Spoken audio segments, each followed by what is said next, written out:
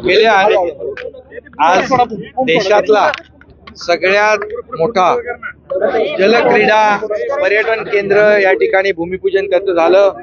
रेशीम प्रकल्पाचं भूमिपूजन झालं. बांबू उत्पादन केंद्राचं भूमिपूजन झालं. या सर्वसामान्य लोकांना या ठिकाणी रोजगार मिळाला पाहिजे. इथला तरुण रोजगारासाठी या भागातून बाहेर जाता कामा नये. जे गेलेले आहेत ते परत आले पाहिजे. अशा प्रकारचे प्रकल्प या ठिकाणी आपण पर्यावरण पूरक या ठिकाणी प्रकल्प करतोय. आज त्याचा शुभारंभ झालेला आहे आणि यामध्ये स्थानिक लोकांना आणि पर्यटकांना मोठ्या प्रमाणावर फायदा होईल. हजारो लाखो पर्यटक इथे येतील आणि स्थानिकांना देखील रोजगार उपलब्ध होईल आणि पर्यटकांना या निसर्ग सौंदर्य जे लाभलेलं आहे त्याचा आनंद घेता येईल. त्यामुळे ह्या प्रकल्पांना आज सुरुवात झालेली आहे. मी प्रशासनाचं मनापासून त्यांना शुभेच्छा देतो आणि स्थानिक लोकांना देखील शुभेच्छा देतो.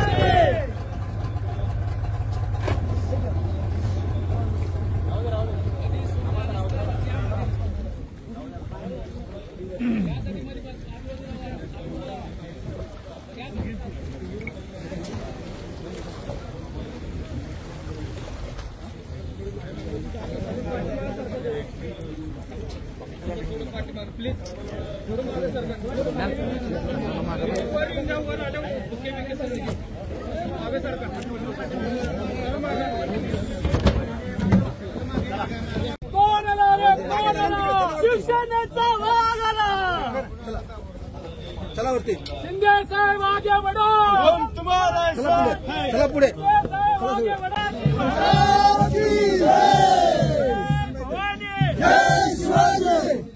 शिंदे साहेब आगे बढ़ो, हम तुम्हारे साथ हैं. छत्रपति शिवाजी महाराज की. बस बस थांबा थांबा बस. हलू नका साहेब. या सावंत साहेब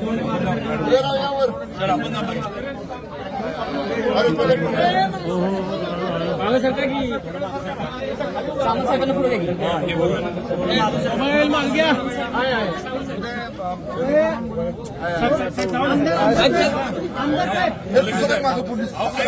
साहेब या ना. काय गरज नाही. एक पायरी वर चला. आमदार साहेब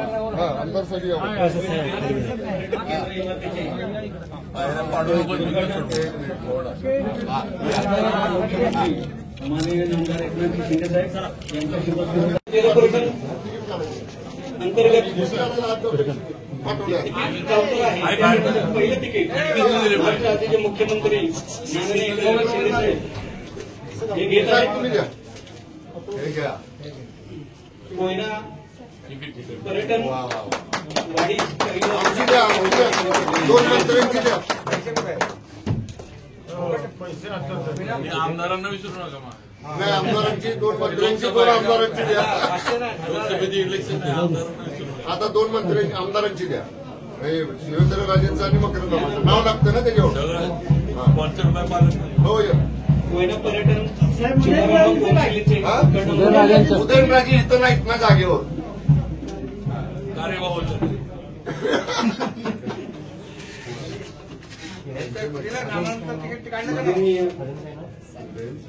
उदय सामंत हे शिवेंद्रराजे हे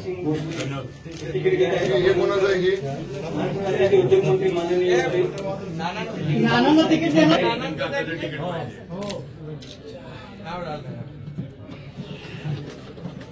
नाना शिंदे साहेबांच्या हस्ते तिकीट घेताय का?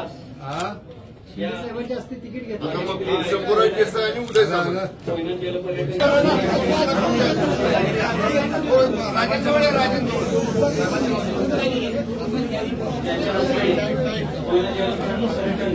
पोलीस शुभारंभ पोलीस तुमचे अनुभव माझा आहे. धन्यवाद साहेब.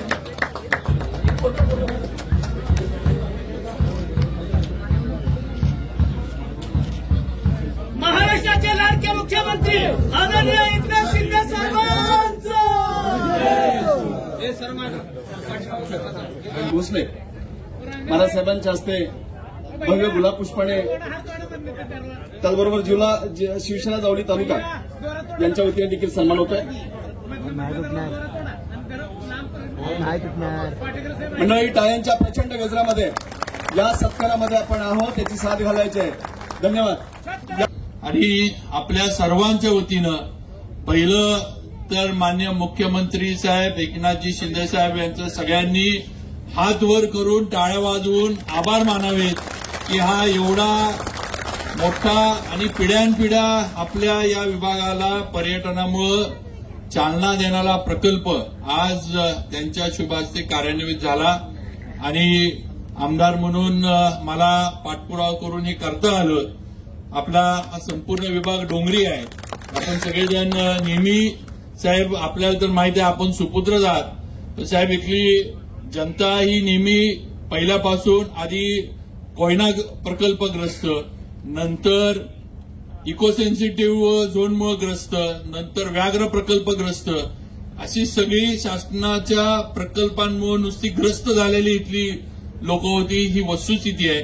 पण आज याच याच्यातनं, या निसर्गरम्य परिसरातनं आज एमटीडीसीच्या माध्यमातून आपण देवेंद्रजी फडणवीस, अजितदादा या सर्वांनी आम्हाला सहकार्य केलं आणि आपण हा अतिशय महत्वाकांक्षी प्रकल्प, महाराष्ट्रातला एकमेव धरणावर जलपर्यटनाचा प्रकल्प मुनावळे इथं आज आपण कार्यान्वित केला.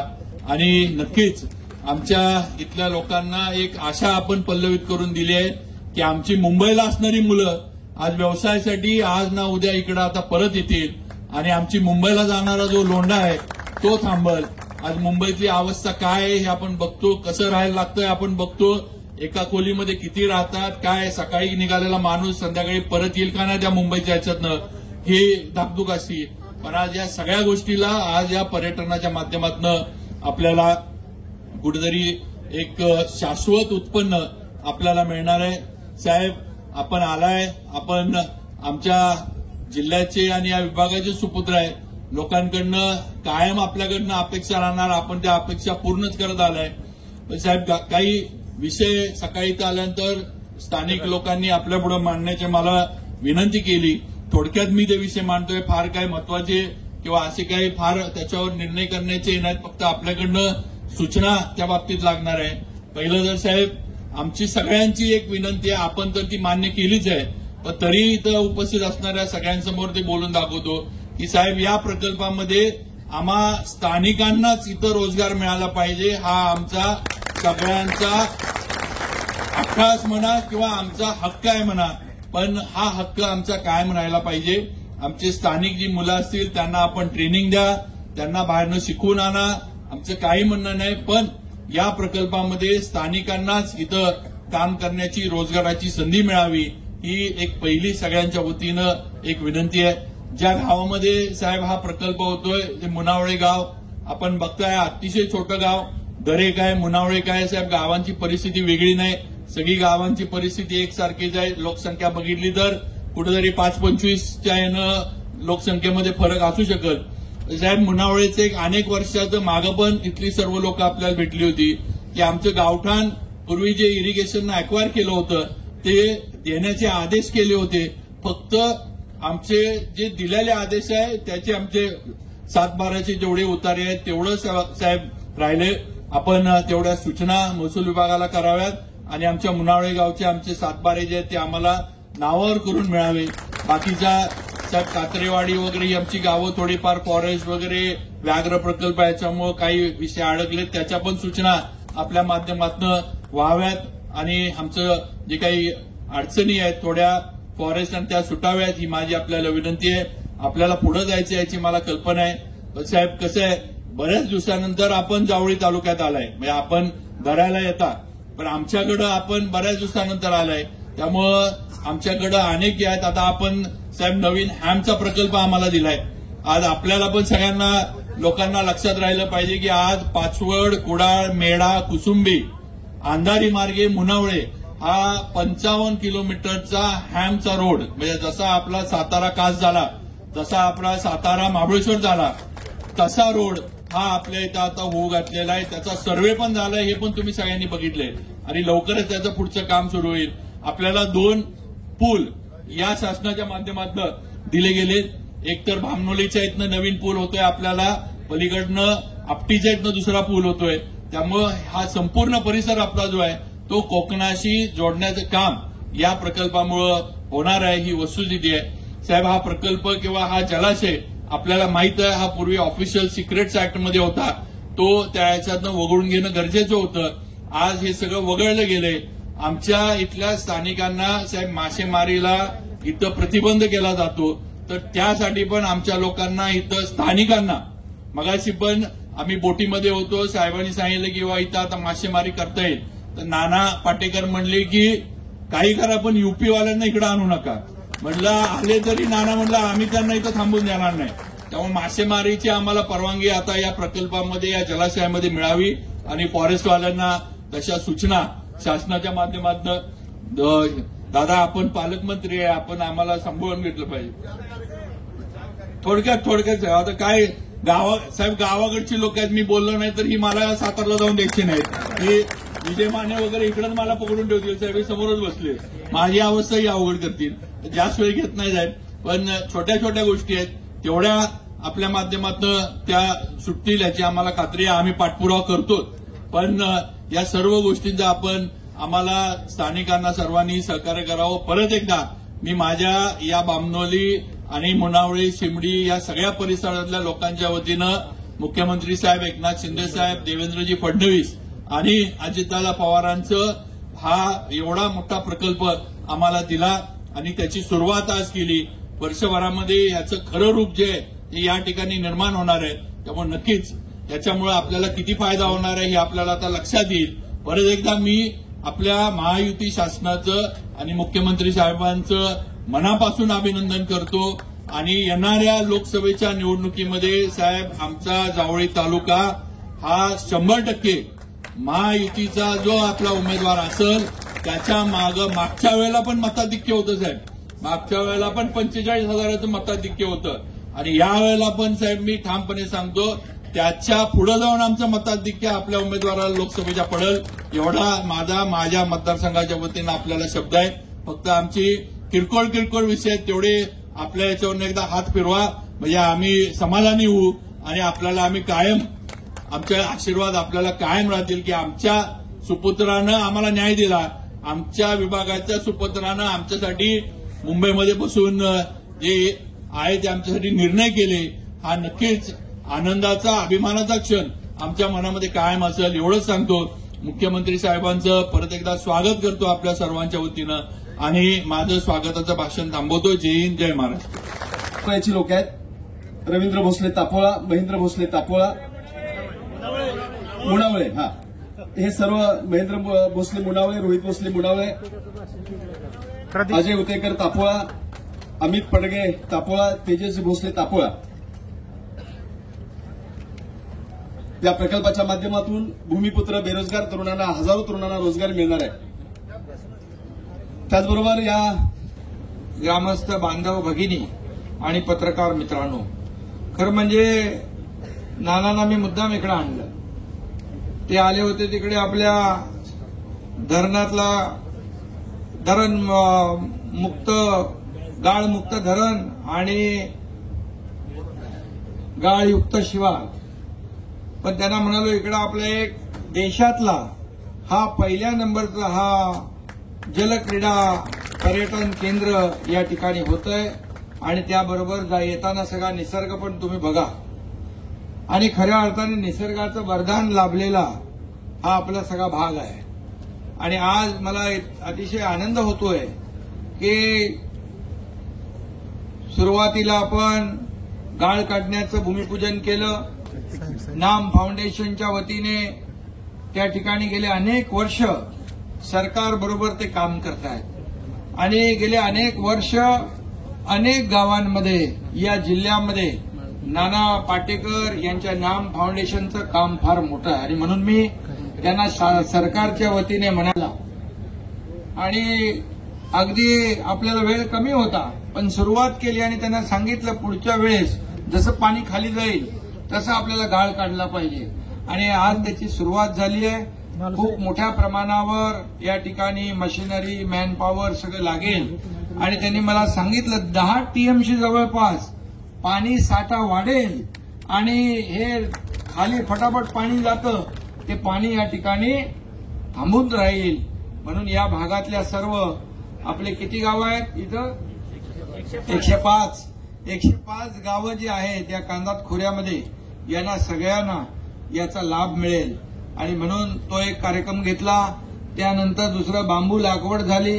बांबूचं व्हॅल्यू ऍडिशन चेन कशी तयार करायची, बांबूपासून आपण काय काय प्रॉडक्ट बनवू शकतो त्याचं एक ट्रेनिंग सेंटर त्या ठिकाणी केलं आणि मोठ्या प्रमाणावर जिल्हाधिकारी आणि सीओ आणि फॉरेस्टच्या आपल्या काय ते मॅडम त्या डीएफओ या सगळ्यांनी मिळून याच्यामध्ये काम केलं. जवळपास 6,500 हेक्टर नाना बांबू लागवडीचा शेतकऱ्यांचा कन्सेंट घेतलेला आहे.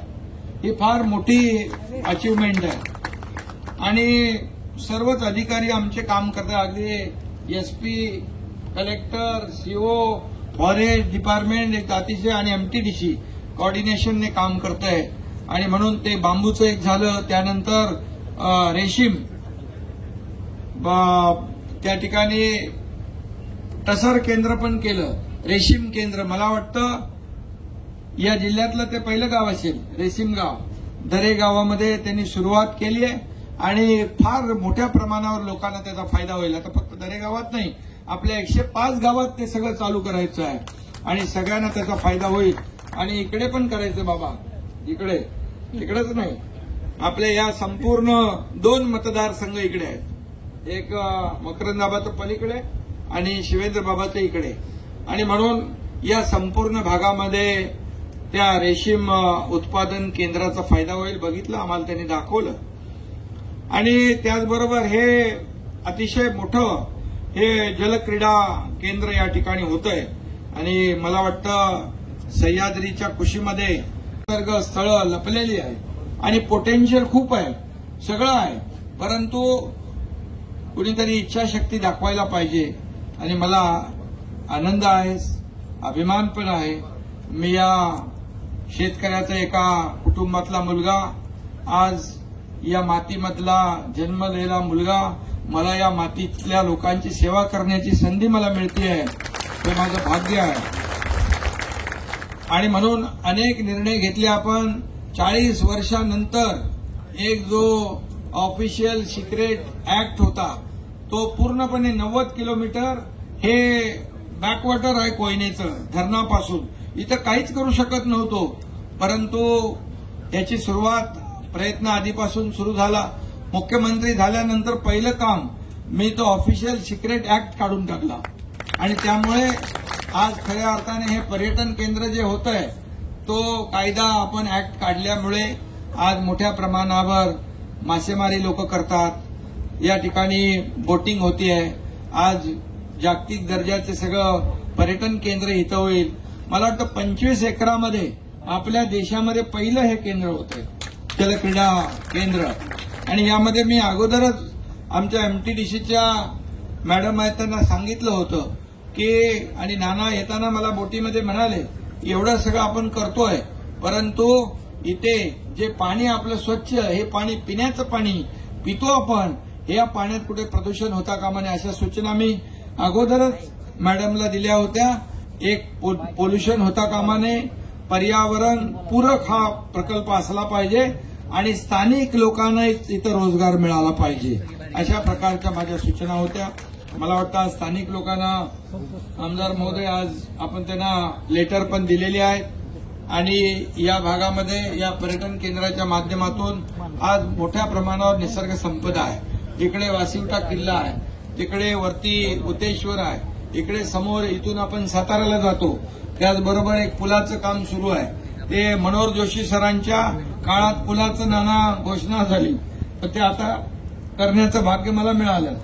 आणि एक आपण आणखी एक पूल करतोय, 2 आपटी ते दापोळा, आणि एक आपण असं करतोय कोकणातून रघुवीर घाटातून येणारा जो रस्ता आहे, या कोकणातून येणारा रस्ता हा कोकण आणि पश्चिम महाराष्ट्र जोडला पाहिजे.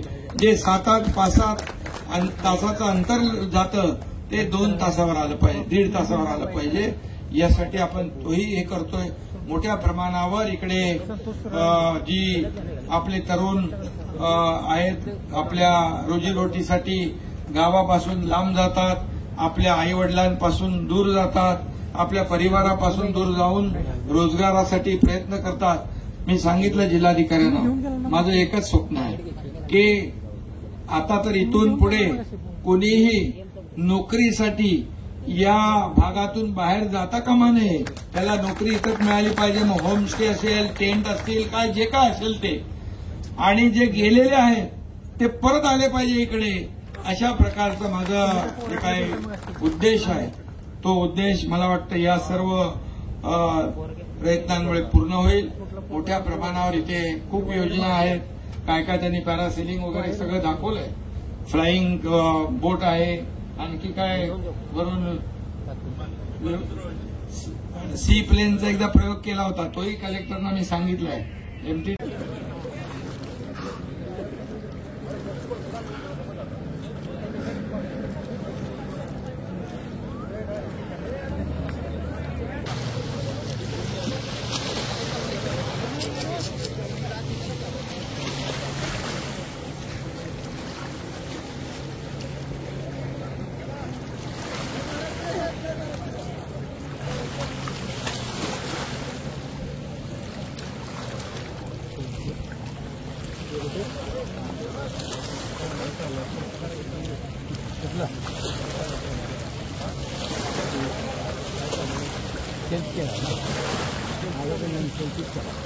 आपला पण येणार आहे.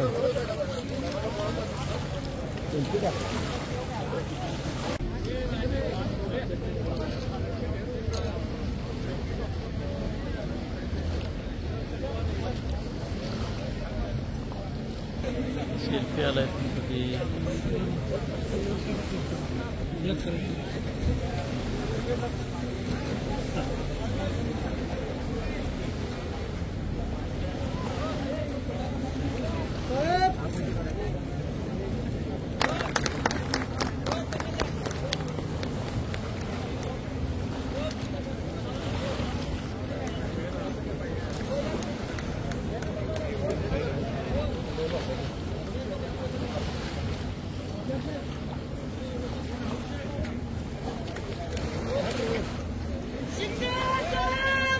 बढ़ो, हम तुम्हारे साथ हैं, हम तुम्हारे साथ हैं.